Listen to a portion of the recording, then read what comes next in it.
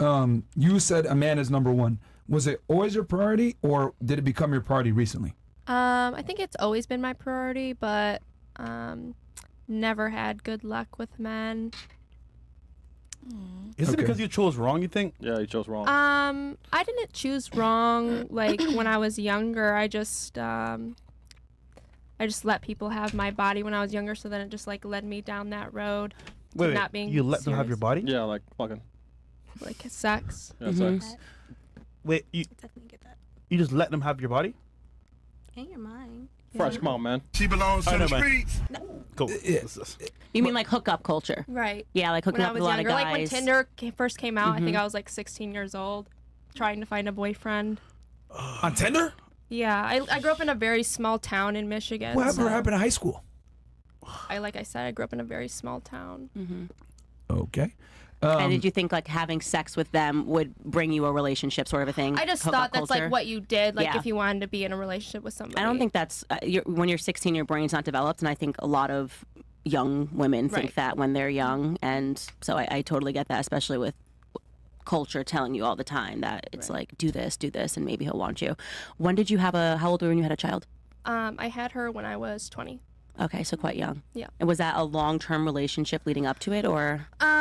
So I met him when I was a stripper. So he met me at the strip club when I was like just getting off drugs, and so I was like looking for a way out. I was staying in like a drug house and everything. Yeah. What drugs? What drug were you addicted to? Cocaine. Okay. So, and he was a pimp. I like found out after like he took me out to eat or whatever that he was a pimp. So I stuck with him for a couple weeks, like staying in a hotel, and then like I got put on probation.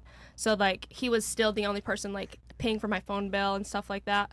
So I just stuck with him, and then like later on he just told me like he loved me and he wanted me to be his girlfriend. So I was just like, okay. And this is when I was 19. So. Yeah, so you were very young. Did you grow up with a dad in your house? My dad died when I was 11. Okay, that's very interesting.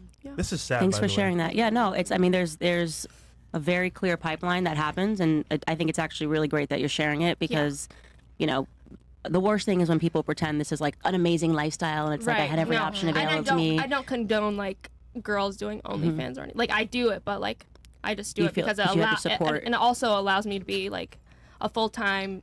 I am a single mom. No child support, no benefits, Yeah. nothing like that. And like it allowed me to stop prostituting because like obviously I was Yeah. like a prostitute. So I'm really grateful that you shared that. I think it takes a lot to talk about that. Like no, addiction for and sure. stuff And like this that. is why I like to come on like shows and stuff to spread like what I've been through and stuff like that. Yeah. Spread legs. Dang, fresh. Okay. Well, I guess what would be like? What would you tell your younger self now, knowing what you know now? Just wait to have sex. That's like the main thing. Just wait, you know, get my priorities straight. I didn't really know how to deal with grief or anything like that. Like I started drinking when I was 11, started smoking weed when I was 11. Like right now I'm completely sober. This is the first time since 11 that I'm completely sober. So Oh, that's good for you. How long have you been sober? That's awesome. 3 years. Yeah, that's great. 3 years is a long time. No, it is a That long is, time. you have it. You definitely have it. So stick with that. Thanks. I think what I wanna happens give sometimes her is a a hug. psychology element there is like when you grow up without a dad in the home, Yeah. you are missing that affection, and so it sometimes transfers in the wrong way where you just want a man to give you affection. Right. And so it totally makes sense listening to Yeah. how you grew up. I guess given your background and the things that you've been through and stuff like that, are your standards for men super high now? Or are they a little bit? Are they lower? Are they? I don't have like super high standards. Like I don't care about like how much he doesn't have to make a certain amount of money, how tall he is, blah blah blah blah. Like obviously I want there to be mutual attraction, but he doesn't have to be like the most handsome man on the planet or anything like that. So yeah, my standards, I'm just looking for like a respectable man. I know I have a lot of baggage. Yeah, a lot. I'm going to ask a very difficult question. Yeah. I'm just going to go there. Do you think you deserve a good man?